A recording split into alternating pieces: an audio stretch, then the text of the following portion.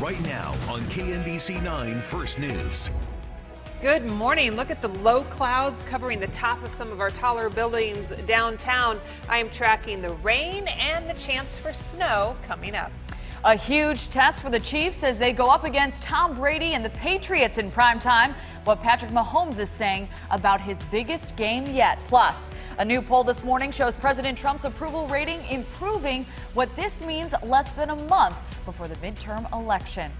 And this is a live look at a KDOT camera in western Kansas. Hard to see, but that is actually snow on the ground. Meteorologist Katie Horner is here. She has all the details this morning. Well, good morning. Thank you so much for joining us, Katie. I can't believe snow on the ground. In Kansas, they may see 4 to 6 inches of snow in western Kansas and parts of Nebraska. Not that much at all for us in Kansas City. Right. In the city, we may just see a few flakes mix in with rain late tonight. But first, we have to talk about how our weather is going to change before all of that arrives. This morning, as you can see, it is cloudy. It is also foggy in some areas, especially central Missouri. Temperatures are steady in the upper 40s, low 50s, about as warm as it will be today. And on radar, you'll see the patchy rain that's having a hard time reaching the ground initially. But this rain that's marching through Kansas will, and that's what's headed our way. And you can see all of that snow falling right now in Nebraska and in western Kansas. Here's the timeline. 20% chance of rain by 9 a.m., 60% chance of rain by 3. Then the winds are going to kick in from the north up to 20-25 miles an hour, shoots our wind chill down into the upper 20s, low 30s. And then later tonight, probably after 9, we may see a little snow mix in with the rain. I'll have more details in just a few minutes. We are following some breaking news this morning. Police have arrested a Kansas City teen accused of murder. Prosecutors say 18-year-old Heaven Reddick stabbed and killed 18-year-old Elijah Nelson last Tuesday after threatening each other over text messages. Witnesses say the pair fought and Reddick pulled out a knife. Prosecutors charged her with second-degree murder. Well, the Chiefs are the only undefeated team left in the AFC, and tonight they'll face their toughest test on the road at New England. The team tweeted out pictures of their arrival, and check out what the players are wearing. As Travis Kelce in a Tiger sweater, Patrick Mahomes in a suit. He's been all business this week, preparing for a team that'll test him with some different looks on defense. They tailor their defense kind of to the teams that they're playing, so you will get some unscouted looks, but I mean, that's just kind of part of football, especially when you have the weapons that we have on this offense. So for us, we're just going to go in with a good game plan and hopefully execute that at a high level. All right, kickoff from Gillette Stadium set for 7:20 p.m. We'll be watching. And this morning, a new ABC poll finds President Donald Trump's job approval rating is the second highest of his career. The poll found the president has a 41% approval for his work in office overall, up from 36% in late August, bolstered by people's views of the economy. Still, 54% disapprove, and that could be a problem for other Republicans on the November ballot. The poll found Democratic candidates for the House lead Republicans by 11 percentage points among registered voters, 53 to 42%. At a rally in Kentucky last night, the president tried to ramp up support for Republicans in Congress, saying they'll help him grow the economy and secure the border. Are going to elect an incredible slate of Republican candidates to protect your jobs, defend your borders, and continue making America great again. The poll also found that 12% more Americans plan to vote in this midterm election compared to 2014. And expect to hear much more on this new poll today on This Week with George Stephanopoulos. That's coming up at 9:30, followed by Matter of Fact with Soledad O'Brien. A candidate for Kansas governor rolled out his controversial Jeep again in Iola, Kansas Saturday. That's Secretary of State Chris Kobach riding inside his campaign Jeep, complete with a replica .50 caliber machine gun. Organizers for the Farm City Festival initially banned the Jeep. They later agreed, but only if the gun had an orange muzzle on the end of the barrel. The argument angered the parade committee chairman so much, she quit. I see no problem because it's a replica. The Jeep is very patriotic. Well, the Jeep also had a sign that said the parade committee did not condone the gun. That Jeep has caused controversy at other parades, including the Old Shawnees Day parades over the summer, which came immediately after a school shooting. Despite the controversy, Kobach continues to bring that Jeep to events across Kansas.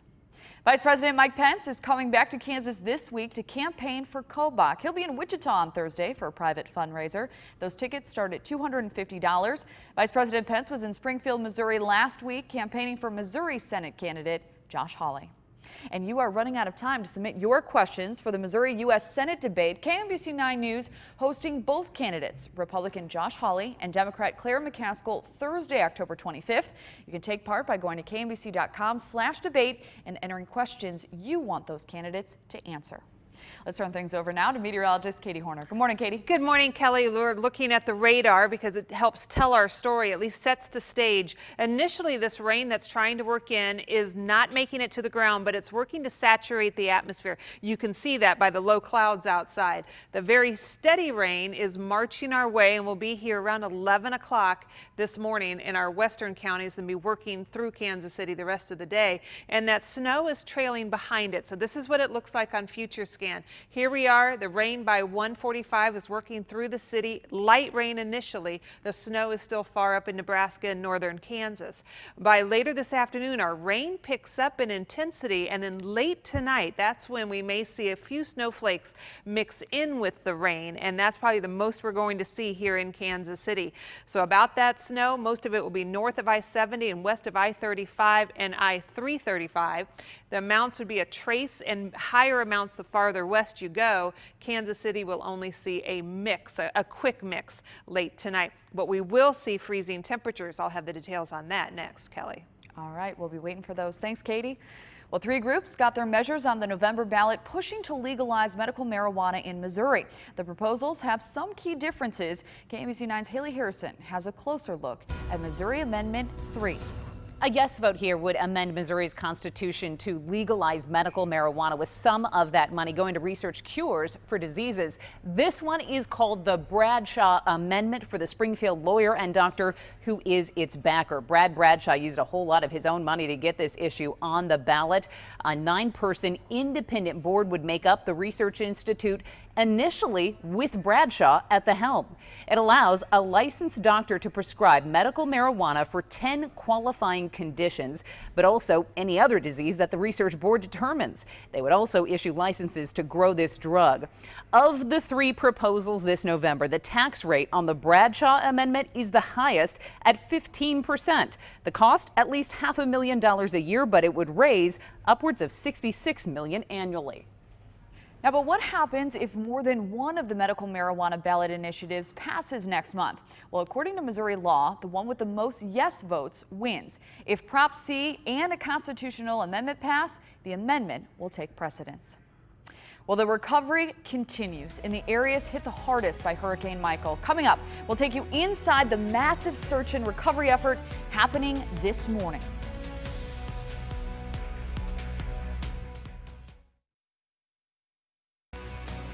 First news time, 8:14 this morning. It is 48 degrees outside right now. Well, search crews continue going door to door, checking on houses hit by Hurricane Michael. The death toll, 14 people. ABC's Janae Norman takes us inside the rescue efforts happening now. The massive cleanup and search and rescue efforts underway after Hurricane Michael made landfall here in Mexico Beach. These before and after images show the extent of the devastation. Entire neighborhoods leveled. Everybody we know lost their house. Everybody. And their jobs. It's a devastation. It's like a bomb just went off here. Further inland, Gail Sweet lost her husband when a tree fell on their home. The storm preventing first responders from getting there in time. It was just like a freight train coming at us. It got me out, but he was already gone by the time they got here. In Panama City, crews going door to door looking for anyone who may be trapped in the rubble. We were just surprised by the sheer damage. This type of destruction, we haven't seen since I was a kid, and that was Hurricane Andrew. This is pretty extensive. John Pandolo ignored evacuation orders, the hurricane destroying his family's home as he and his dog took shelter in a bedroom closet. I was just like this, me and the dog. I was right here, sitting just like this, and the dog was right here, and she would not leave my side and she would not move. Efforts also underway to save animals affected by the storm. Power outages and lack of clean water creating unhealthy conditions requiring evacuation from this animal shelter in Panama City. The furry victims brought to safety with help from another shelter nearly 3 hours away. Good boy. taking them somewhere safe in the hopes of finding new forever homes. Janae Norman, ABC News, Washington. And stay with KMBC 9 on air and online as we continue to follow the impact and cleanup from the hurricane. New this morning, some incredible video shows the moment a tornado ripped through a Texas high school. Students were inside taking cover Saturday when the storm hit. You could see debris blowing through the hallways outside, trees swaying, and then stuff starts flying. Thankfully, because it was a weekend, only 12 students were inside. We were sitting in a concrete room, but some people were tearing up. Their little, stress was high. Well, the school just opened 2 months ago. Now it already needs to be repaired. Again, no one was hurt. Well, this week, Chiefs are on the road at New England, and one of the team's biggest fans will be watching at home. Earlier this season, we introduced you to Matt Allen. Doctors diagnosed the 29-year-old fan with a rare and fatal disease. We were there last weekend as he got to make a special trip to Arrowhead to see his team in person. These pictures of Matt Allen from years past portray a jokester with a kind heart, always surrounded by friends. He's a really funny guy. I mean, everybody loves him. At 28 years old, Matt was diagnosed with a rare neurodegenerative disease called GSS. While there's currently no cure, Matt's upbeat spirit still intact. This could be my son. And if I were not around, I would want someone to step up and take care of him. Matt's mother died of the same disease years ago. Now his friends Lauren and Steve's mother Shelley have taken him in. Okay, no laughing. Providing 24-hour care at home. I have a whole new perspective on life and what's really important in life. We're not professional caretakers, but our biggest aim has been try to keep him laughing and smiling and having the best time that he can. And the smiles continue with visits from friends, trips to sports games, and Matt's biggest dream, to see a Chiefs game from a suite to accommodate his needs. What does quality of life mean? And at the end of the day, it's everything. At the Chiefs-Jaguars game, that dream turned into reality. He was awake before I even came into the room, and the first thing he did is put both arms up. So we were just like, yeah! The Chiefs organization has just wrapped their arms around him. It's just amazing. Community America Credit Union stepping up to give Matt and his family and friends a suite at the game, with plenty of support from the Chiefs. Thanks for being here. A memory never forgotten. So when the story aired about Matt Allen, I was incredibly moved. Life throws us obstacles every single day, and it's how we meet those obstacles. And to see Matt and his smiles and the people around him, surrounding him with smiles, it was incredible. Thanks for being such a good supporter for us, okay? He's just this big smile on his face. He's just fist bumping people, and that's all we want to do is make every memory we can. So it's awesome. The big scheme of things, when stuff that I think are big deals are really so small. You look at, life itself is so precious, and so, I just want to meet things with smiles and happiness. Such an incredible group. The disease called GSS is found in as few as 25 families worldwide. There's currently no treatment or cure. If you'd like to help Matt, I've posted a link to his GoFundMe on my Facebook page. And that day, Katie, it was raining outside, Yes. did not stop him and tons of fans from coming out. And now we're talking about the snow. I can't believe it. Yeah, it's snowing right now in parts of Nebraska and western Kansas. We won't see a lot here, but we may see a few flakes mix in with the rain. Right now we have fog and limited visibility, and within the fog there is a little bit of drizzle.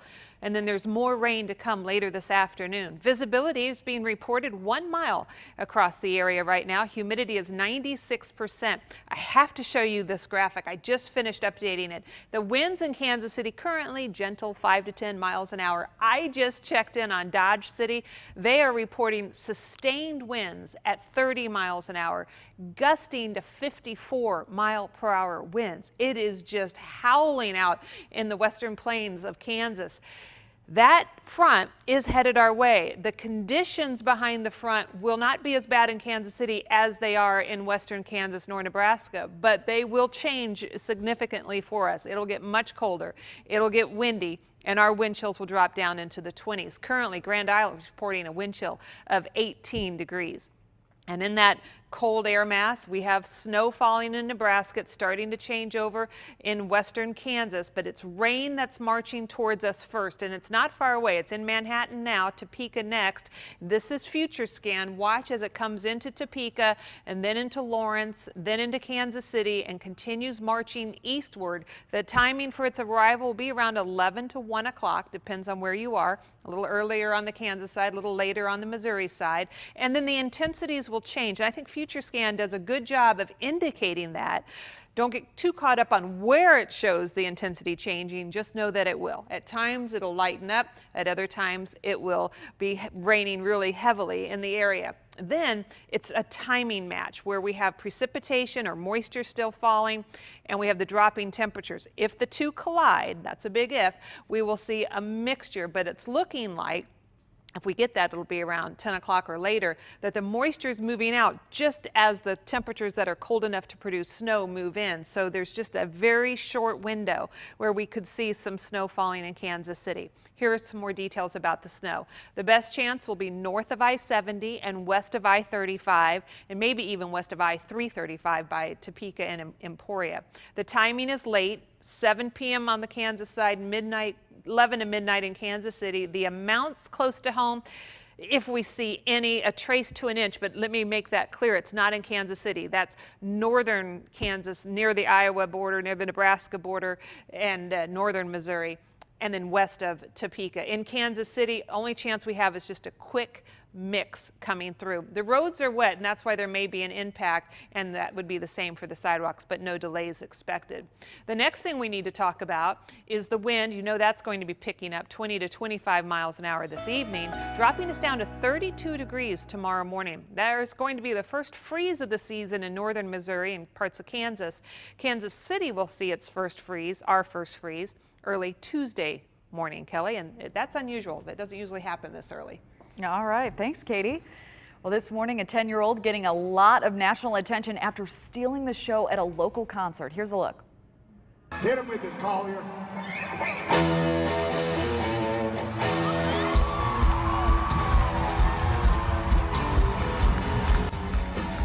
Next, meet this rockin' boy who wowed the Foo Fighters and their entire crowd.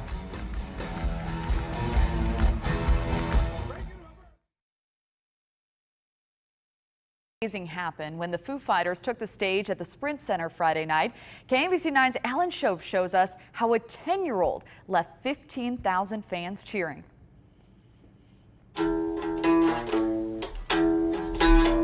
10-year-old Collier Cash rule is proof when you get your shot, you gotta take it. Collier Cash was money when he found his way onto stage Friday night at Sprint Center and started jamming with the Foo Fighters. He heard me say I can play the guitar, and he let me up on stage. Mom says she just bought him his first guitar 2 years ago. Just a cheap little electric guitar, like a Toys R Us Darth Vader guitar. Since he hasn't put it down. It's like 6 in the morning, 6 at night. But when Mom and son went to Friday night's show, she had no idea he'd get called on stage. The guy next to me bumped me and said, "There you go." But he jammed like a boss. Foo Fighters frontman Dave Kroll was so taken back with Collier that he offered him up a gift after his monster performance. He said bye, and I said, "Where do I put the guitar? What do I do with it?" And he said, "Do you want it?" It was the 10-year-old's first stage jam, and more than 15,000 people were cheering him on. Mom says chances are it won't be his last. If he has anything to say about it, he'd be resigning 5th grade tomorrow to go on the road. So we're going to work on, finishing 5th grade. Reporting at Sprint Center, Alan Shope, KMBC 9 News. 5th grade is first. Collier is a 5th grader at Ray Marsh Elementary in Shawnee. His middle name is Cash. He was named after Johnny Cash. Well, the flu has arrived in Kansas City, and counties are already working to stop its spread. Next, we'll let you know where you can get a free flu shot this morning in the Metro. Plus, we are getting you ready for the Chiefs' big matchup against the Patriots, how Patrick Mahomes is preparing for a hostile atmosphere tonight.